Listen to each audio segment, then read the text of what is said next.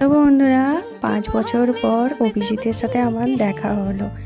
যখন গড়বেতা ITI কলেজে আমি টিচার ছিলাম, তখন ওরা আমার স্টুডেন্ট ছিল, অভিজিৎ, গোবিন্দ, এরা সবাই। তারপর আস্তে আস্তে আমরা বন্ধুত্বে পরিণত হয়েছিল। তখন আমাদের দেখা করা, পিকনিক, ঘুরতে যাওয়া সব কিছু ছিল। তারপর অভিজিৎ দুবাই চলে গেল, আর দুবাই থেকে 5 বছর পর ফিরে এসেছে।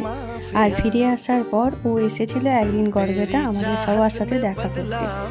গোবিন্দকে অবশ্য তোমরা আগেও দেখেছো, কারণ গোবিন্দের সাথে আমি মাঝে মাঝেই বেরোই। কিন্তু অভিজিতের সাথে 5 বছর পর দেখা হলো, আর এতদিন পর দেখা হলে একটু তো মজা হবেই, তাই না?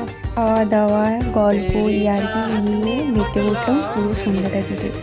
একটা সুন্দর সন্ধ্যেবেলা আমরা কাটালাম। জানি না এরপর আর কবে দেখা হবে, কিন্তু খুব তাড়াতাড়ি আমাদের যেন আবার দেখা হয়, এই অপেক্ষাতেই রইলাম। আবার যেন দেখা হয়।